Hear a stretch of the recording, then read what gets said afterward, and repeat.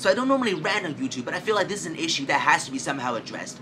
I just read an article online titled Why Are Remakes Good and Why You Should Go See the New RoboCop.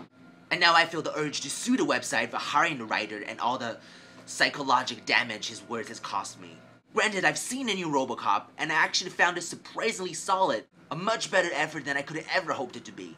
Yeah, it's a little long and unnecessary, but it's RoboCop. Who doesn't love that shit? I admit though, my expectations for this movie wasn't high. So as long as it didn't last Airbender suck, I would've been okay with the effort. But throughout the movie, I couldn't stop shaking this feeling that I've seen everything before. It's the same plotline being used in every single sci-fi thriller productions Hollywood makes nowadays. You remember the days when movies were about originalities and breaking new grounds, and M. Shyamalan was a god. The days when you don't hear in every trailer. Last year, we had a grand total of 12 remakes. That's 12 movies we've already seen in some different versions, different incarnations, with a different cast, a better cast, a much better cast. Last weekend, we had not one, but 2 remakes in the theaters at the same time. RoboCop and the remakes of the 1980s cheese flick starring Hannah Montana's mother with the corniest title they could come up with, Endless Love. Now let me be fair and say that remakes like Endless Love were greenlit for the sole purpose of satisfying the die-hard, hormone-driven teenage girl's sexual fantasies, and that's okay because we all know that. I mean, they even got that guy that outstaged Channing Tatum in that stripper movie to star in it. I mean, even the trailer that was supposed to be showing the best bit of the movie couldn't save this cheese fest. But I went to see it anyway because I'm a big movie guy, and because of that. That shit just got me so hard. Anyways, when you have 2 remakes of 2 movies playing in the theater at the same time, you know you have a problem. In the 70s, you had Exorcism, the 80s, we had the Ghostbusters, and 90s when things were starting to go a little off, when the remake of one of the most beloved franchises in cinematic history, Godzilla, took a giant shit on us. But we still had some groundbreaking classics, cult classic if you will, such as, you know, Jurassic Park, which they're currently remaking, Fight Clubs, The Matrix, Pulp Fiction, Terminator, which by the way is getting a remake as well. And let's not forget Toy Story.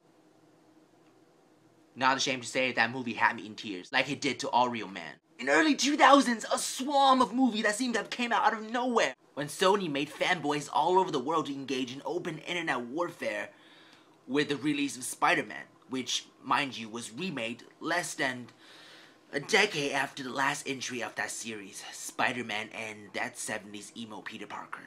A few years ago, Arnie Schwarzenegger's Total Recall was remade, and after that, it was like Hollywood decided to stop giving a shit, and we were treated with a series of crapfests such as The Day the Earth Stood Still, Conan the Barbarian, followed by a shitload of horror reimaginings from the 70s, including but not limited to Halloween, Halloween 2, The Hills Have Eyes, The Amityville Horror, Last House on the Left, Nightmares on Elm Street, Friday the 13th, Carrie, Texas Chainsaw 1, Texas Chainsaw 2, Texas Chainsaw the Beginning, Texas Chainsaw the End, Texas Chainsaw the Future, Texas Chainsaw in Space.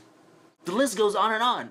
You see where I'm going with this? And let's be real, how many of these remakes were actually worth seeing? Granted, we did have some relatively decent remakes over the years, such as Dawn of the Dead and Rise of the Planet of the Apes. Casino Royale was top-notch, but is considered technically a reboot of the Bond franchise, so it doesn't really count.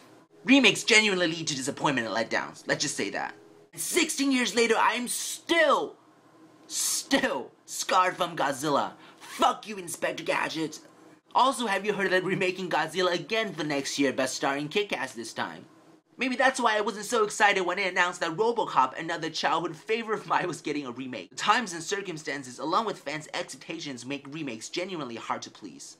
Well, some may argue that recent remakes of popular films better the films for making them dark and moody and some may call it realistic. To these people, I say fuck you. I don't need to see a 60-year-old Arnold Schwarzenegger running around naked telling people he'd be back. That's not realistic, man. That's a reality check. And I know it's hard to come up with original ideas, they're risky and new, and there's a chance that the audience won't buy into them at all. It's easier to reuse and recycle the same shit that has proven to be marketable in the past. I get that, but maybe they've been overdoing it just a tad bit. How even good remakes turn to craps when they keep making sequels.